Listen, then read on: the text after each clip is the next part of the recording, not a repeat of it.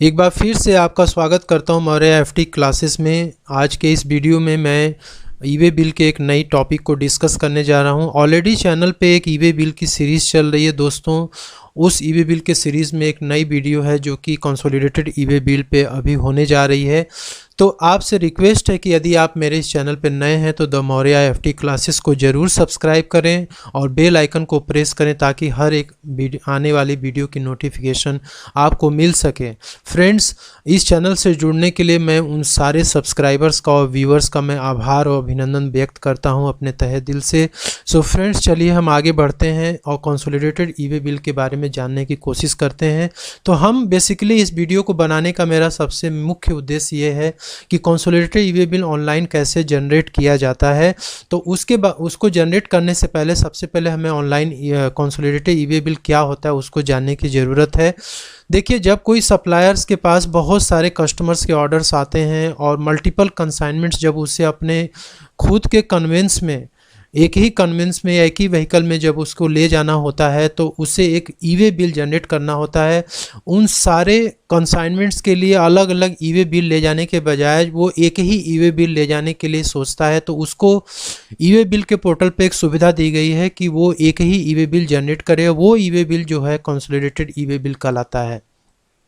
कोई ट्रांसपोर्टर हो, यदि उसके पास भी बहुत सारे कंसाइनर्स के गुड्स आते हैं और साथ में ईवे बिल भी आता है, तो जो ट्रांसपोर्टर है जो गुड्स को कैरी करके ले जा रहा है वो ट्रांसपोर्टर भी एक ही ईवे बिल जनरेट करता है। उन सारे ईवे बिल्स के आधार पे एक ही ईवे बिल जनरेट करके वो मल्टीपल कंसाइनमेंट्स को एक जगह से दूसरे जगह मूवमेंट करके ले जाता है। सो दोस्तों, इसमें आप देखिए इसकी मीनिंग्स की, यदि if you are a transporter or supplier who wants to transport multiple consignments of goods in a single conveyance or vehicle instead of carrying many e-way bills, अलग अलग ई-वे बिल्स ले जाने के जगह पे आप एक ही ई-वे बिल जनरेट कर सकते हैं और वो e-way bill consolidated e-way bill कहलाता है। तो आपको मैं आशा करता हूँ कि ई-वे बिल का कॉन्सेप्ट क्लियर हो गया होगा। अब इसे कौन जनरेट कर सकता है?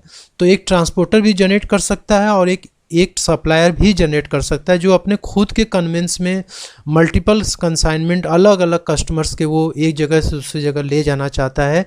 तो वो एक कंसोलिडेटेड ई-वे बिल जनरेट करके वो ले जाएगा।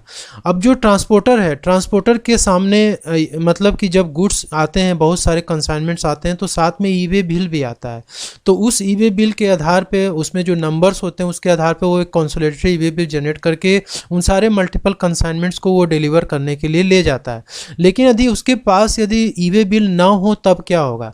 तो उस केस में जो ट्रांसपोर्टर है वो इनवॉइस के आधार पर या बिल ऑफ सप्लाई या डिलीवरी चालान के आधार पे सबसे पहले तो उसे एक ई-वे बिल जनरेट करना होगा उन सारे कंसाइनमेंट्स का। उसके बाद ई-वे बिल जनरेट करने के बाद तब वो क्या करेगा, एक कंसोलिडेटेड ई-वे बिल जनरेट करेगा। क्योंकि बहुत सारे केसेस में क्या होता है ना कि जो कंसाइनर्स होता है वो ई-वे बिल जनरेट ना करके वो ट्रांसपोर्टर को ये रिस्पॉन्सिबिलिटी दे देता है कि आप खुद जनरेट करिए। तो उस केसेस में ट्रांसपोर्टर की रिस्पॉन्सिबिलिटी बन जाती है कि सबसे पहले वो ई-वे बिल जनरेट करे, उसके बाद फिर वो कंसोलिडेटेड ई-वे बिल जनरेट करे। अब एग्जाम्पल में देखिए, यहाँ पे Kanpur transport company has to carry 50 consignments in one truck from Kanpur UP to New Delhi. अब यहाँ पे कानपुर ट्रांसपोर्ट कंपनी को 50 कंसाइनमेंट्स ले जाने एक ही ट्रक में, कानपुर से वो जाएगा न्यू दिल्ली। अब कंसाइनमेंट्स जो इस ट्रक में लोड हो रहे हैं वो कंसाइनमेंट बहुत सारे कस्टमर्स या फिर कंसाइनर से बिलोंग करते हैं, ठीक है। अलग अलग कंसाइनर, अलग अलग कंसाइनी के वो गुड्स हैं। तो in this case Kanpur transport company shall generate consolidated e-way bill by taking different e-way bills. तो इस केस में कानपुर ट्रांसपोर्ट कंपनी अलग अलग ई-वे बिल ले जाने के बजाय वो क्या करेगा, एक कंसोलिडेटेड ई-वे बिल वो जनरेट करेगा और जनरेट करने के बाद इस गुड्स को मूवमेंट करने के लिए ले जाएगा।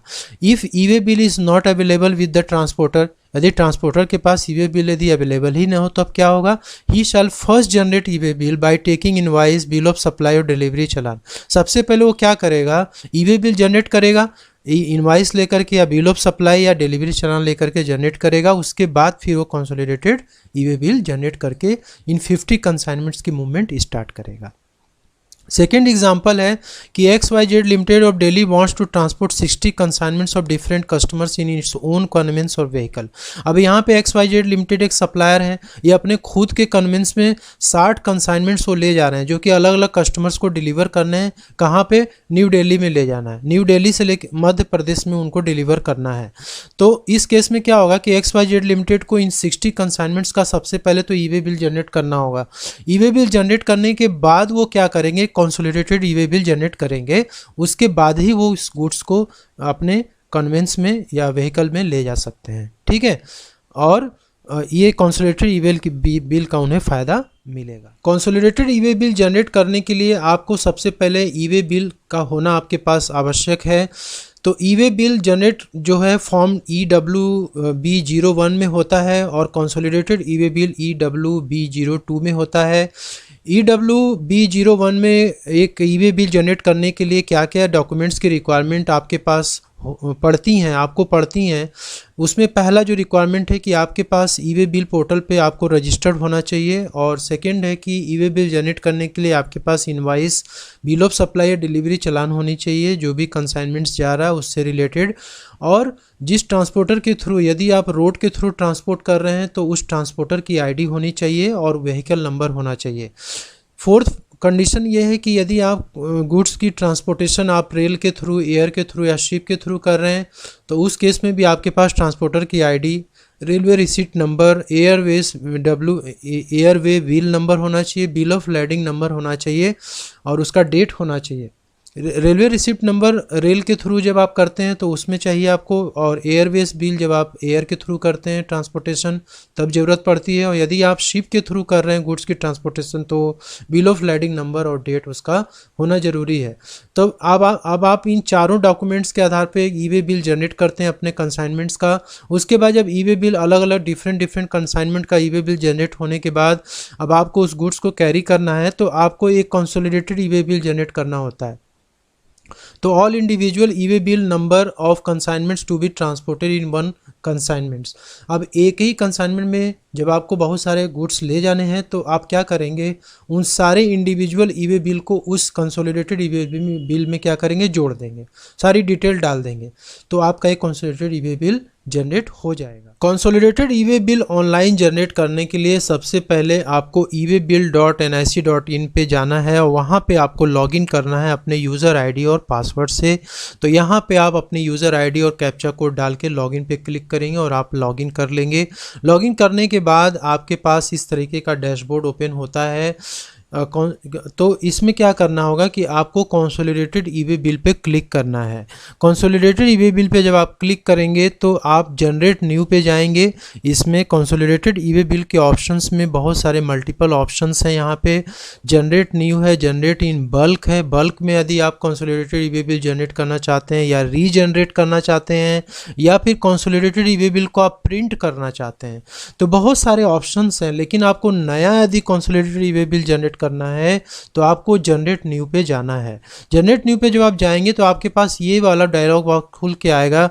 इस ऑप्शंस में, इस फॉर्म में आपको जो डिटेल फिलअप करना है वो है, यदि आप रोड के थ्रू यदि आप गुड्स को ट्रांसपोर्ट करना चाहते हैं तो यहाँ पे डिटेल्स आपको जो फिल करना है कि आपको कहाँ से वो गुड्स ट्रांसपोर्ट करना है, उसका स्टेट सेलेक्ट करना है और व्हीकल स्टार्ट्स फ्रॉम, यानी इस स्टेट्स में जो आपका व्हीकल है वो कहाँ से स्टार्ट हो रहा है, गुड्स कहाँ से लेके वो डिस्पैच करेगा, वो डिटेल्स आपको यहाँ प्लेस डालना है और व्हीकल का नंबर डालना है।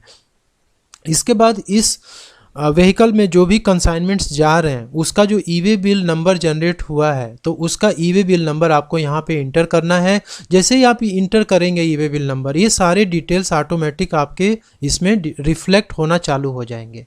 ठीक है, इसके बाद आपको यदि मल्टीपल जैसे कंसाइनमेंट्स हैं तो मल्टीपल ई वे बिल भी आपका होगा, तो उस केस में आप प्लस पे आइकन पे क्लिक करके आप बहुत सारे ई वे बिल को एक साथ जोड़ सकते हैं।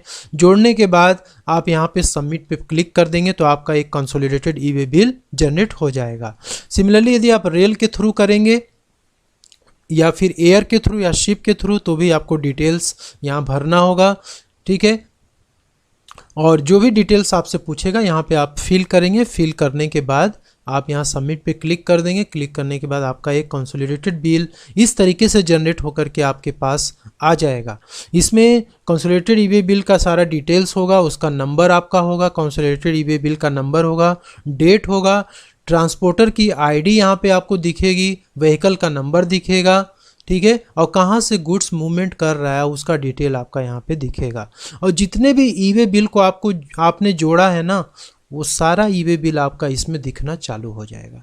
और जिस डेट को आपने यहाँ पे ई वे बिल जनरेट किया रहा होगा वो सारा डेट भी आ जाएगा, और किसने किसने जनरेट किया वो भी डिटेल यहाँ पे आ जाएगा। डॉक्यूमेंट नंबर और डेट आएगा, यानी कि जो भी इनवाइस का नंबर है या फिर उसका डेट है वो सारा इसमें ई वे बिल में दिख रहा होगा, तो यहाँ पे दिखेगा। और रेलवे रिसीट नंबर या फिर बिल ऑफ लैडिंग नंबर, वो भी सारा नंबर यहाँ पे दिखेगा। वैल्यू कितनी वो दिखेगा, और कहाँ से कहाँ पे गुड्स जाना है वो सारा डिटेल आपका इसमें दिखने लगेगा। तो आप इसको सिंपली प्रिंट कर लेंगे। प्रिंट करके आप ट्रांसपोर्टर को सौंप देंगे, जो कि ले जा रहा है आपका गुड्स, उसके पास में कंसोलिडेटेड ई वे बिल रहेगा, क्योंकि यदि कहीं भी कोई भी ऑफिसर इसको चेक करेगा तो इसी ई वे बिल से आपका काम हो जाएगा। ठीक है फ्रेंड्स, तो ये थी कंसोलिडेटेड ई वे बिल के बारे में सारी जानकारी।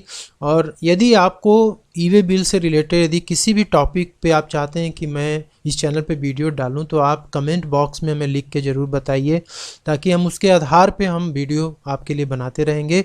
So friends, thank you so much. और वीडियो यदि अच्छा लगे तो लाइक शेयर ज़रूर करिएगा। Thank you.